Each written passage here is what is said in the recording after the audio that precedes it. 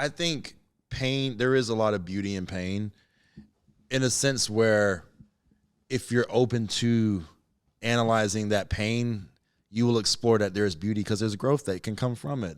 I think about struggle. I think about tension, right? Like without tension, without the struggle of need and want, there can't be growth. You look at a plant that starts off as a seed without the struggle of getting through that shell, getting through the soil, the need to get to the surface, the need to get that sunlight. That's where the flower flourishes. That's where it's beautiful. So how about this?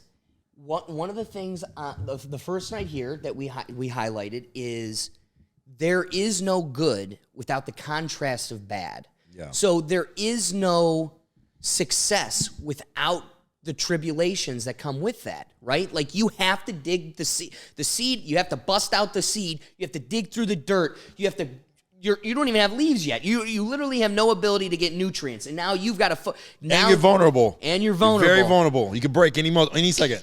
Boom. Or and you got to slowly anchor yourself down with roots. You got to slowly tap into the sun to get nutrients to become stronger. All of these things. The problem is then when you've got a few people, and I'm not saying this is everybody, and I'm not saying it's the majority of the people in these situations, but there are people who exist that just simply don't want to do it.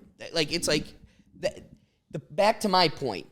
Working at Sprint, pouring concrete, cleaning dishes, and wiping down tables are all the precursor to going to college, going to law school, working at all those things have to come first for you to be the flower.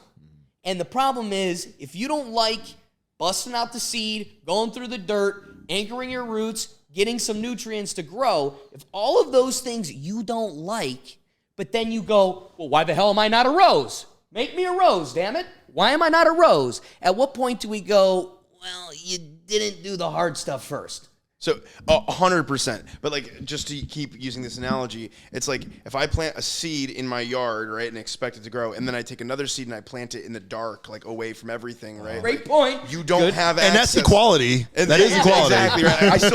I still planted you. Wait. To defend the point, I want to say equal opportunity, not equal outcome. Exactly. So the key is rose, not rose. I'm not evaluating off of that. Yeah. I'm evaluating off of same dirt, same sunlight, same location, same amount of water. At that point, when you go, but I don't want to bust out the seed and go through now accountability's knocking at the door. It's got to be. Sure. Right? Sure. But I don't think, here's the thing, right? Like you're saying like, you've got two of the same seed, you've got two rose seeds. The problem is we're talking about people that are different, right? Yeah. So it's like you might have a pumpkin seed, you might have a rose seed, Exactly. right? And the difference is like the pumpkin seed might require more water. It might require more sunlight. Exactly. Right? Like, it has different needs. So in order to make it successful, you have to understand that pumpkin seed. Joe, you hit it on the head, man. I agree with your points, but what do we do when we live in a society where Instagram and all these other social mitigating factors impacting us try to convince the pumpkin that they are a rose, right? Like at some point, you need to cater yourself to, here's the problem. We've got a whole slew of people that were sold the golden ticket of college, and it wasn't the answer for everybody. Now, you can make way more being a plumber than you can being, a teacher in many respects because the trades are drying up. We've sold everybody the fool's dream, and it will work for a lot of people, but it's not going to work for everybody. So you've convinced the pumpkin seed who would have flourished otherwise in their lane that they're a rose, and now they're looking at society going, I got nothing, so fix this for me.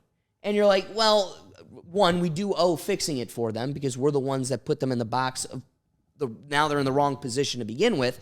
But we need to acknowledge that we're putting the pumpkin seed in a position where they think they need to be a rose. And there's this reality check of the circumstances of people. Like if we're going to go, each seed is different, then we need to remind them that it is different and we need to cater to those differences.